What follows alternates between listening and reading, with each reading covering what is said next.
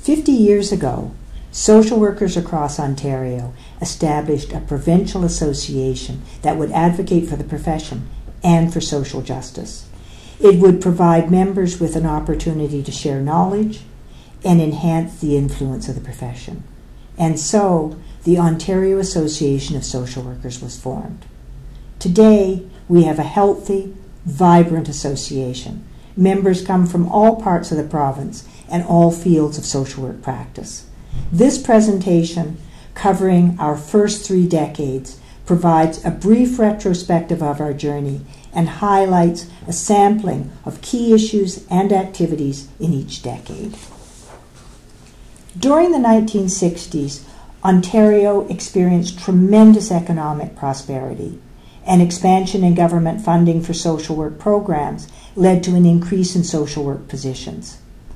Opportunities abounded in the field of children's services, and children's aid societies became a major employer of social workers. But as a profession, we lacked a voice, and so a broad-based committee of Ontario social workers provided leadership, and in 1962, the Ontario Association of Social Workers was established. In 1964, the Ontario Association was incorporated. The term professional was added to the name to distinguish association members from others in the field without professional social work qualifications.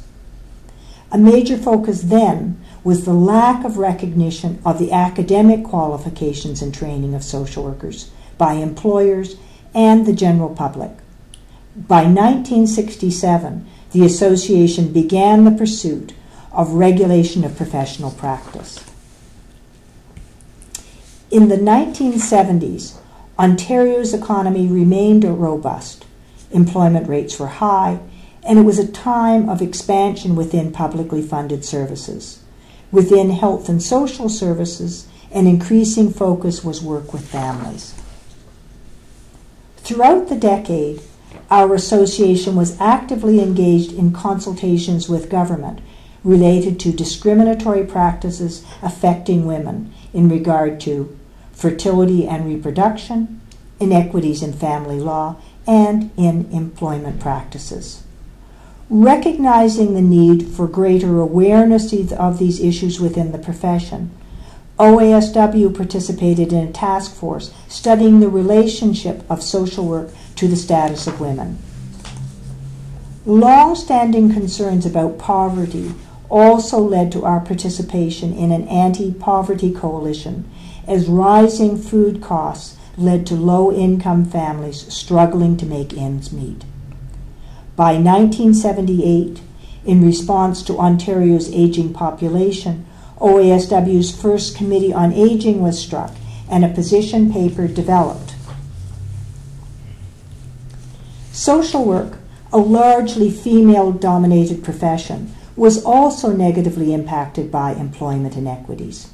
During this era, the association actively monitored employment practices wherever social workers practice, and developed materials and guidelines relating to hiring practices, salaries, and personnel practices to guide bargaining disputes. A draft bill was submitted to the Ministry of Community and Social Services seeking the regulation of practice. However, government was at best ambivalent, in fact, questioning whether social work could be defined as a profession. By the 1980s, Ontario's economy was beginning to show signs of contracting, and by the middle of the decade, restructuring and flattening of organizational structures began to occur, especially in healthcare. Also noteworthy during the decade was the introduction of legislation to address inequities in how women were treated in the workforce. In 1985, the association secured permanent office space by purchasing an historical old house at 410 Jarvis Street in Toronto, where we continue to operate today. OASW was actively involved in advocacy related to social assistance reform. The association lobbied government, partnered with stakeholder groups, and responded to the Social Assistance Review Commission and its recommendations in the Transitions Report. Additionally, in 1989, OASW joined with other provincial advocacy groups committed to Campaign 2000's goal of eliminating child poverty.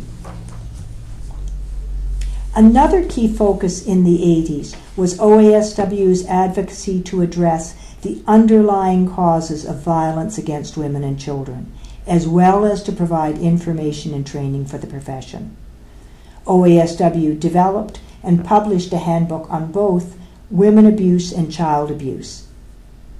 In 1989, OASW's Statement on HIV/AIDS, A Social Work Perspective, was published in response to the devastating impact of this disease.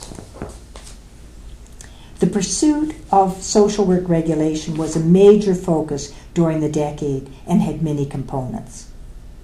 In 1982, OASW established a voluntary, self-regulatory body, the Ontario College of Certified Social Workers, with the mandate to protect the public by certifying the professional competence of its members. Then, in 1985, the association requested the inclusion of social workers as a regulated profession under the Ministry of Health. Our request was denied as social workers were deemed to fall under, quotes, the purview of the Ministry of Community and Social Services. In 1987, we instituted a levy on members' fees for project legislation, the implementation of a strategy to secure legislation to make us a regulated profession. And in 1989, the provincial government, in response to pressures from the association and as a way to deal with differing voices about the merits of regulation, published a policy paper on social work regulation and held a stakeholders consultation. OASW's first 3 decades saw many milestones achieved, but our story doesn't end there.